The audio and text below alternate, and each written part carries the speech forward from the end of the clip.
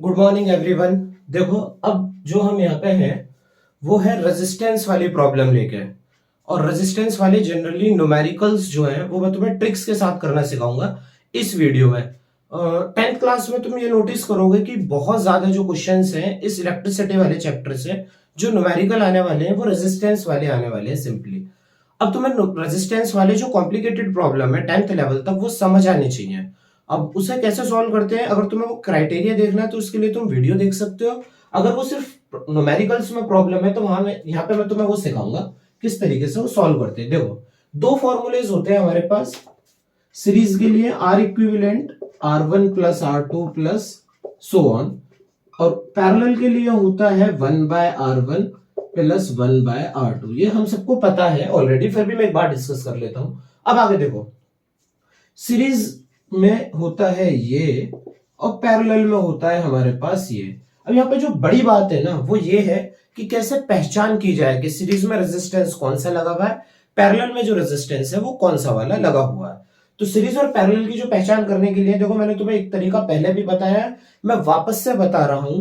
वो ही है कि उससे अगर हम पहचान कर लेंगे तो हमारे लिए आगे तक काम हो आएगा। देखो, जो पूरा का पूरा सिस्टम है उसे हम, जो रेजिस्टेंस है उसे हम कंसीडर करेंगे स्प्रिंग। क्या कंसीडर करने वाले? सिंपली स्प्रिंग कंसीडर करने वाले हम लोग पूरे के पूरे जो रेजिस्टेंस लगे हुए हैं उस सिस्टम को, कि वो स्प्रिंग्स है, रेजिस्टेंस नहीं है। और जो टर्मिनल है उन्हें पकड़ के हम खींच देंगे। अगर रेजिस्टेंस आपस में उलझ जाए तो कैसे होंगे? पैरेलल। और जो रेजिस्टेंस आपस में ना उलझे हो वो कैसे होंगे? सीरीज में। बस इतनी बात याद रखनी है हमें। और अब हम क्वेश्चन सॉल्व करते हैं, क्वेश्चन नंबर ये 1।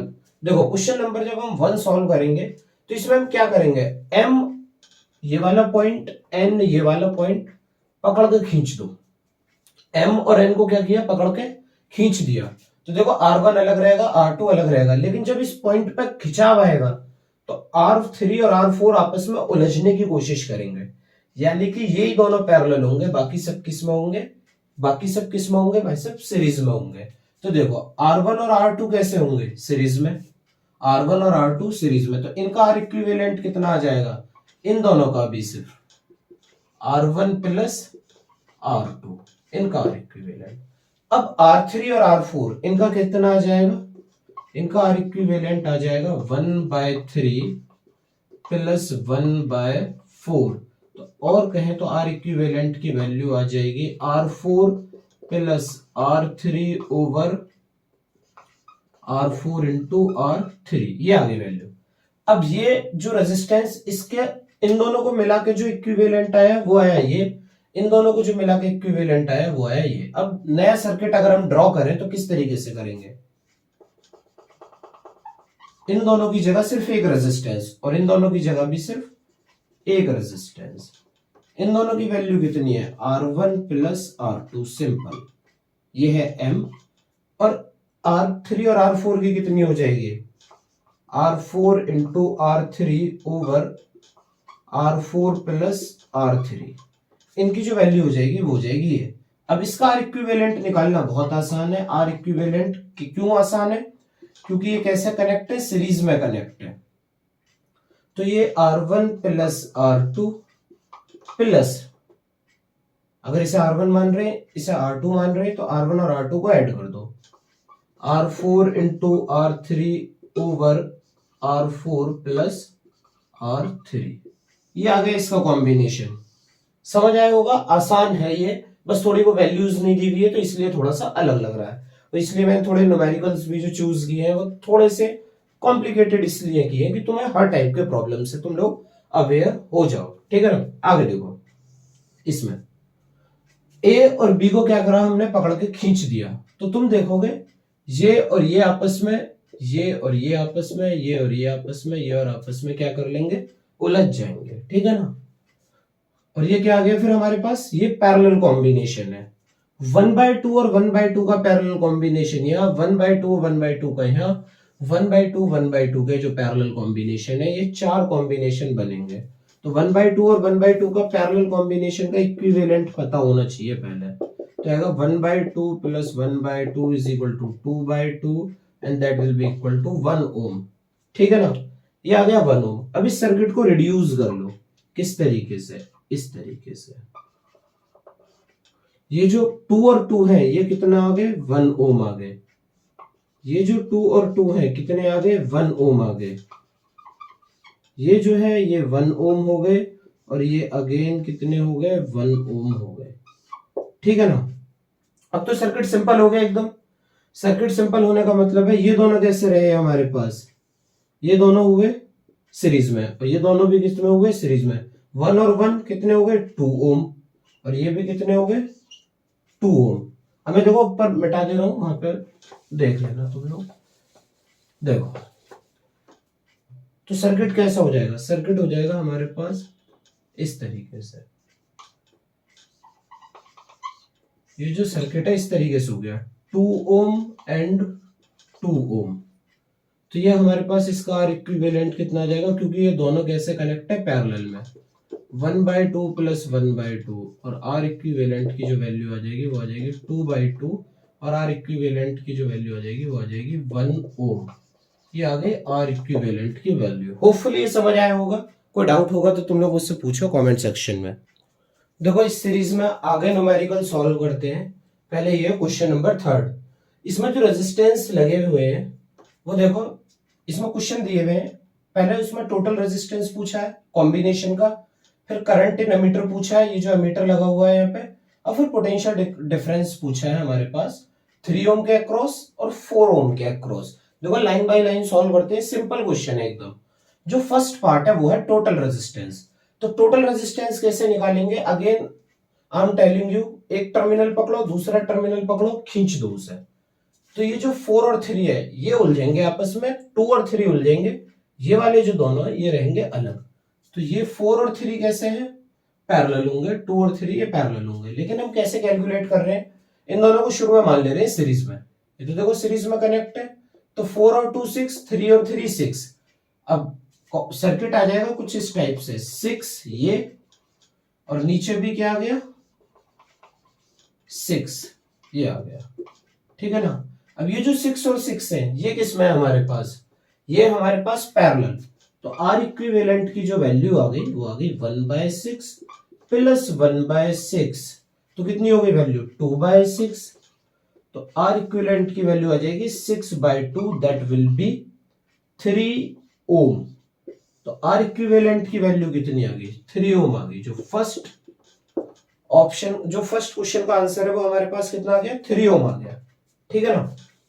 आगे देखो करंट इन द एमीटर। ये जो एमीटर लगा हुआ है, एमीटर का काम है करंट मेजर करने का, तो कितना मेजर करेगा।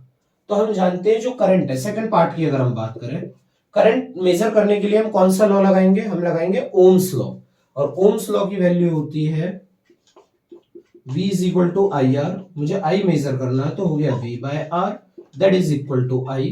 वोल्टेज की वैल्यू है हमारे पास क्वेश्चन में, वोल्टेज की तो कोई वैल्यू नहीं दी हुई है। वोल्टेज की वैल्यू चलो 6 वोल्ट मान लेते हैं, कुछ तो चाहिए।